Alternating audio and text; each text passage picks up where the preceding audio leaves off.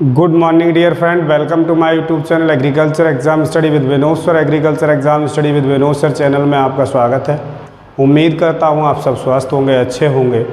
आज हम डिस्कस करेंगे सीरियल क्रॉप्स के डिजीज़ के बारे में, उनके पैथोजन्स के बारे में हम डिस्कस करेंगे। रेजिस्टेंट वैरायटी और उसके पैथोजन के बारे में डिस्कस करेंगे, जानेंगे। वीडियो शुरू करने से पहले आपसे आग्रह है, यदि आप हमारे दर्शक हैं, अभी तक चैनल को सब्सक्राइब नहीं किया तो प्लीज़ चैनल को सब्सक्राइब करें, लाइक करें, शेयर करें। साथियों, परीक्षा नज़दीक आ रही है, जो एग्ज़ाम पास आता जा रहा है। हमारा प्रयास है कि शॉर्ट्स में सारे डिजीज़ एक साथ, जितने डिजीज़ और उनके पैथोजन होंगे आसानी से आपको याद हो जाएंगे, उनकी रेजिस्टेंट वैरायटियाँ याद हो जाएंगी, जो कि आपके लिए याद करने में आसानी होगी। तो आपसे आग्रह है, पूरा वीडियो अंत तक ज़रूर देखें। निश्चित तौर पर आपको परीक्षा में बहुत ही हेल्पफुल साबित होगा। परीक्षा में आपको बहुत ही मददगार साबित होंगे। और भी इससे संबंधित वीडियो चैनल पर अपलोड किए जा चुके हैं, आपसे आग्रह है आप ज़रूर देखें। कुछ क्वेश्चन की सीरीज पड़ी हुई है, 100, टॉप 100, टॉप 50 ऐसे करके, एक्सटेंशन, सॉइल साइंस, एग्रोनॉमी, ये सब क्वेश्चंस की सीरीज पड़ी हुई है, आप लोग ज़रूर देखें। निश्चित तौर पर आपको परीक्षा में बहुत ही मददगार साबित होने वाले हैं। चलिए शुरू करते हैं। सबसे पहले हम व्हीट क्रॉप पर डिस्कस करेंगे, फिर इसके बाद राइस क्रॉप पर डिस्कस करेंगे। अगर हम व्हीट की बात करें तो मुख्यतः इसमें व्हीट में 3 रस्ट डिजीज लगते हैं और तीनों रस्टों के पैथोजन बहुत ज़्यादा एग्जाम में कभी कभी तो मैचिंग से आ जाते हैं, मैच करने के लिए आ जाते हैं। तो ये तो आपको याद करना ही करना है, रटना ही है। मीन्स ब्राउन रस्ट की अगर बात करें तो सबसे पहले ब्राउन रस्ट की बात करेंगे। ब्राउन रस्ट का जो पैथोजन है, जो इसका पक्सीनिया रिकॉन्डेटा ट्रटिसाई के द्वारा जो इसका पैथोजन है, पक्सीनिया रिकॉन्डेटा ट्रटिसाई, इसके द्वारा ये लगता है। और इसमें round oval uredial pustules mainly on leaves, round oval pustules जो हैं, यूरेडियल पॉस्ट्यूल्स जो हैं लीव्स पर प्रोड्यूस होते हैं, लीव्स पर दिखाई देते हैं। कंट्रोल इसके लिए जिनेव या माइक्रोजेब @0.2% का प्रयोग करके इसे कंट्रोल किया जा सकता है। रेजिस्टेंट वैरायटी की अगर हम बात करें तो इसमें सोनालिका, चोटीलर्मा, यूपी 2003, HD 2285, यूपी 368, गिरजा और RH 124, ये जो वैरायटी हैं वो इसके प्रति रेजिस्टेंट हैं। रेजिस्टेंट वैरायटियाँ जिन्हें ग्रो करके जिन क्षेत्रों में मीन्स ब्राउन रस्ट लगता है उन क्षेत्रों को इसमें आप मतलब नुकसान से बचा सकते हैं, रेजिस्टेंट वैरायटी ग्रो करके। नेक्स्ट जो है एलो रस्ट या इसे स्ट्रिप रस्ट भी बोलते हैं, ये पक्सीनिया स्ट्राइसिफार्मिस के द्वारा लगता है। इसका जो पैथोजन है पक्सीनिया स्ट्राइसिफार्मिस है। इसमें लेमन येलो पॉस्ट्यूल्स प्रोड्यूस होते हैं। ये पूछा जाता है क्वेश्चन, लेमन येलो पॉस्ट्यूल्स किस रस्ट के सिम्पटम्स हैं या किस रस्ट में प्रोड्यूस होते हैं? तो इसमें इस येलो रस्ट में लेमन येलो पॉस्ट्यूल्स इसमें दिखाई देते हैं रोज में। रेजिस्टेंट वैरायटी जो ऊपर है वही रेजिस्टेंट वैरायटी हैं। इसके बाद नेक्स्ट हम बात करें black rust, means brown rust, yellow rust और black rust. Means black rust को हम स्टेम रस्ट भी बोलते हैं। इसका जो पैथोजन है पक्सीनिया ग्रैमिनिस ट्रटिसाई है इसका। मीन्स इसमें आप देखेंगे ब्राउन रस्ट में यहाँ रिकॉन्डेटा आ जाता है और ब्लैक रस्ट में यहाँ ग्रैमिनिस ट्रटिसाई आ जाता है। ट्रटिसाई तो सेम रहेगा दोनों में, ब्लैक और ब्राउन में, लेकिन यहाँ मीन्स यहाँ ब्राउन रस्ट में रिकॉन्डेटा आ जाएगा और ब्लैक रस्ट में ग्रैमिनिस आ जाएगा। एलोंगेटेड यूरेडियल्स पॉस्ट्यूल्स इसमें दिखाई देते हैं। इसके बाद हम नेक्स्ट डिजीज़ की बात करें, करनाल बंट डिजीज़ या पार्शियल बंट भी इसे कहते हैं। इसको ये जो लगता है निबोसिया इंडिका के द्वारा लगता है। निबोसिया इंडिका जो है करनाल बंट कॉज करता है, पैथोजन है इसका निबोसिया इंडिका, इसके द्वारा ये लगता है। करनाल बंट भी इम्पोर्टेंट डिजीज़ है और बहुत कई बार एग्जाम में पूछा गया है। व्हीट की किस रस्ट को हम, व्हीट के किस बीमारी को हम कैंसर डिजीज़ कहते हैं, व्हीट का कैंसर कहते हैं? तो कैंसर डिजीज कर्नाल-वंट को हम कहते हैं बीट का। कर्नाल-वंट डिजीज है इसे हम कैंसर डिजीज कहते हैं बीट का। इसमें कन्वर्टेड इनटू ब्लैक सूट ही इसमें जो है ब्लैक सूट्स में कन्वर्ट्स हो जाते हैं। सॉइल बॉर्न डिजीज है, डिजीज बॉर्न, सीड बॉर्न और एयरबॉर्न, तीनों प्रकार का इसमें ये सॉइल बॉर्न भी है, सीड बॉर्न भी है, एयरबॉर्न भी डिजीज है कर्नाल-वंट, इसीलिए इसे हम कैंसर कहते हैं बीट का। नेक्स्ट है loose smut. Loose smut of wheat ustilago nuda tritici के द्वारा लगता है। लूज स्मट वीट जो बीट में लगता है इसका पैथोजन है अस्टिलैगोन्यूडा ट्रेटिसाई। ये black powder in the place of grain, grain में जहाँ मतलब जो ईयर होती है बीट की उसमें ग्रेन के प्लेस पर ब्लैक पाउडर बन जाता है, ब्लैक पाउडर जैसा प्रोड्यूस हो जाता है। मैक्सिमम इन्फेक्शन इन 21 सेंटीग्रेड, जहाँ 21 सेंटीग्रेड टेम्परेचर इसे मिला लूज स्मट को, ये बहुत तेज़ी से फैलता है, बहुत तेज़ी से स्प्रेड करता है। Seed treated with vitavax at the rate 2.5 gram प्रति केजी। अगर ये डिजीज लगता है तो इसके लिए हमें सीड ट्रीटमेंट करना चाहिए beta wax at the rate 2.5 gram प्रति केजी से इसे हम कंट्रोल कर सकते हैं। नेक्स्ट डिजीज है ईयर कोकिल नीमेटोड, मीन्स एंग्यूनिया ट्रेटिसाई के द्वारा लगता है, अर्ग्यूनिया ट्रेटिसाई के द्वारा ये लगता है नीमेटोड के द्वारा। Leaf bladder generally twisted, means twist हो जाता है, ट्विस्ट बन जाता है इसमें लीफ ब्लेडर में।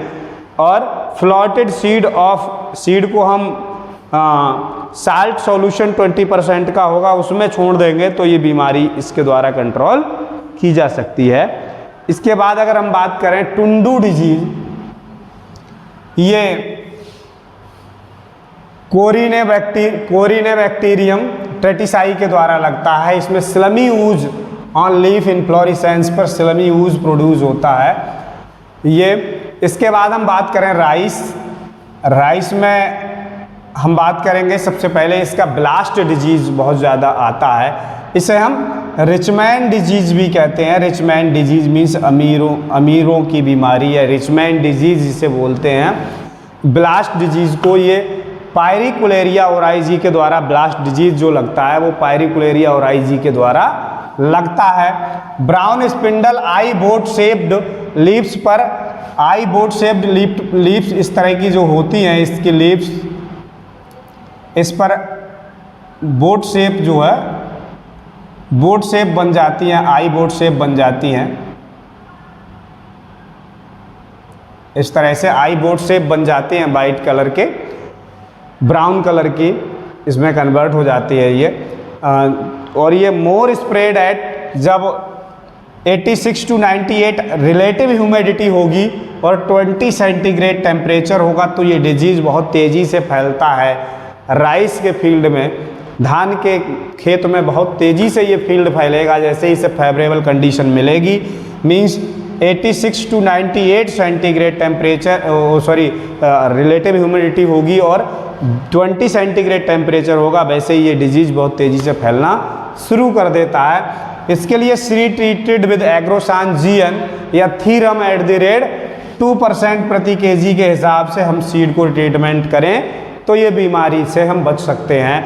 रेजिस्टेंट वैरायटी की अगर हम बात करें तो इसमें तुलसी है, राशि है और ये स्वर्णा हैन है, IR 64 है।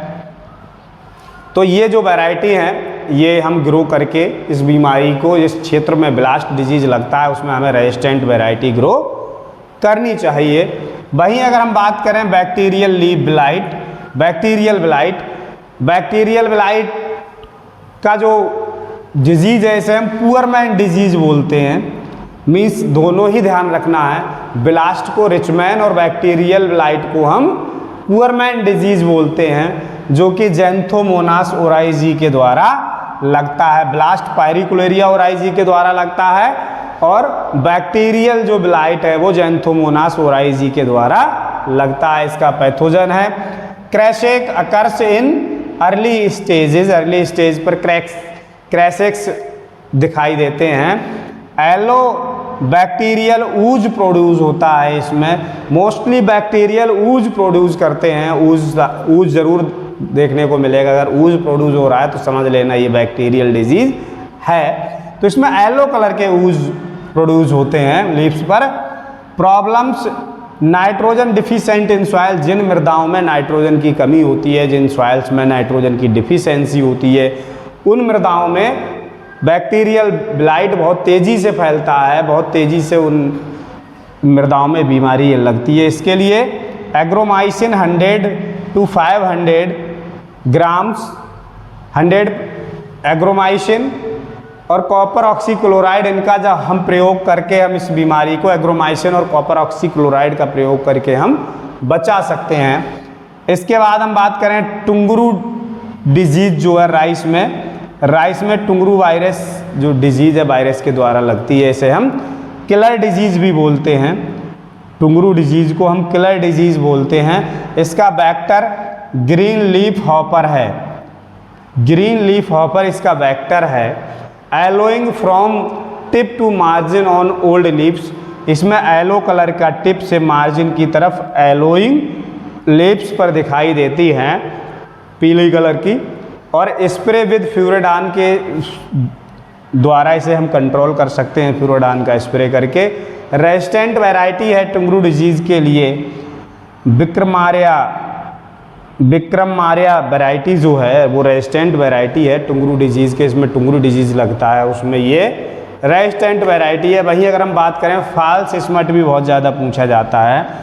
फॉल्स स्मट में ही क्लेबिसेप्स ओराइजी सेटाइवी, ये क्लेबिसेप्स ओराइजी है इसका पैथोजन।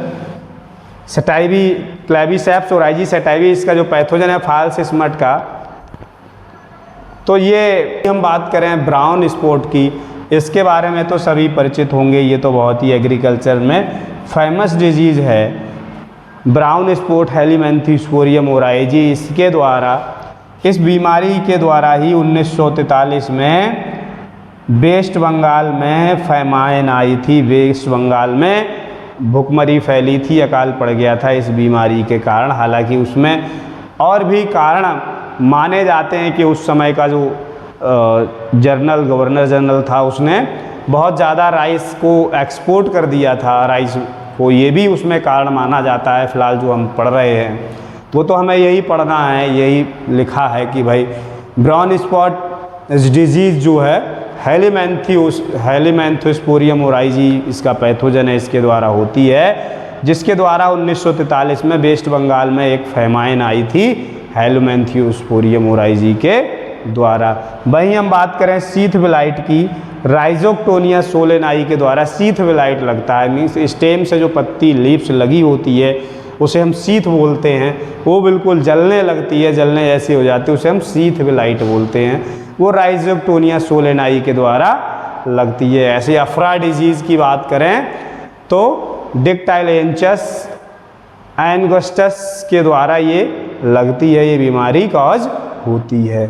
तो मैं समझता हूँ ये पैथोजन, आज दो इम्पोर्टेंट क्रॉप्स जो हैं व्हीट और राइस, इसके पैथोजन, इसके डिजीज़ पर हमने चर्चा किया। और ये इम्पोर्टेंट डिजीज़ हैं, इनमें से नेक्स्ट प्रत्येक वर्ष कुछ ना कुछ देखने को मिलता है। उम्मीद करता हूँ इस बार भी इसमें से एक ना एक पैथोजन या कुछ ना कुछ ज़रूर मिलेगा। जैसे चाहे यही पूछ लिया जाए कि किस डिजीज़ को रिचमैन डिजीज़ कहते हैं, किसको पुअर मैन कहते हैं, तो ये जैसे रिचमैन आ जाए तो ब्लास्ट है, पुअर मैन आ जाए तो बैक्टीरियल विलाइट है। किलर डिजीज़ किसे कहते हैं, तो ये टुंगरू जो डिजीज़ लगती है टुंगरू वायरस के द्वारा, इसको हम किलर डिजीज़ कहते हैं। फॉल्स स्मट आ सकता है, फॉल्स स्मट का पैथोजन भी आ सकता है। ऐसे ही ब्राउन स्पॉट हेलीमेंथ्योस्पोरियम, या क्वेश्चन ऐसे घुमा के पूछ सकता है कि हेलीमेंथ्योस्पोरियम ओराइजी के द्वारा 1900 कब बंगाल में फेमाइन आई थी, तो 1943 में इसमें बंगाल में फेमाइन आई थी। अगर हम एग्रीकल्चर के फेमाइन की बात करें तो एक और बहुत ज़्यादा फेमस है 1845 की आयरलैंड की फेमाइन जो है, आयरिश फेमाइन जिसे बोलते हैं, आयरिश फेमाइन, ये लेट विलाइट के कारण आई थी। फाइटोप्थोरा इन्फेस्टाइंस मीन्स पोटैटो के जो पछेती झुलसा बीमारी लगती है उसके कारण ये आई थी आयरलैंड वाली। तो ये ये ध्यान रखना है हम लोगों को, ये दोनों ही फेमाइन ध्यान रखना है। मीन्स आयरिश फेमाइन आयरलैंड में जो लगी थी वो लेट ब्लाइट के द्वारा लगी थी, और जो बंगाल में लगी थी वो ब्राउन स्पॉट के द्वारा फेमाइन हुई थी। ब्राउन स्पॉट के द्वारा अकाल हुआ पड़ा था। हेलिमेंथोस्पोरियम ओराइजी इसका पैथोजन है। तो ये कुछ इम्पोर्टेंट चीज़ें हैं, इम्पोर्टेंट पैथोजन है जिन्हें आपको ध्यान रखना है। ऐसे ही इसमें तीनों का ध्यान रखना है आपको, ब्राउन का, पक्सीनिया रिकॉन्डेटा, स्ट्राइसीफॉर्मिस ध्यान रखना है आपको, और इसमें इनके तीनों के ही आपको रटने हैं। एलो में स्ट्राइसी, एलो फॉर स्ट्राइसी ध्यान रखना है, स्ट्राइसीफॉर्मिस, और इसमें लेमन एलो पॉस्ट्यूल्स दिखाई देंगे। ब्लैक रस्ट का पक्सीनिया ग्रैमिनिस्ट्रेटिसाई है, और करनाल वंट को भीट का कैंसर कहते हैं। ये भी इम्पोर्टेंट पॉइंट है, किस डिजीज़ को हम भीट का कैंसर कहते हैं, तो करनाल वंट को डिजीज़ का भीट का हम कैंसर कहते हैं। निबोसिया इंडिका के द्वारा करनाल वंट लगता है भाई।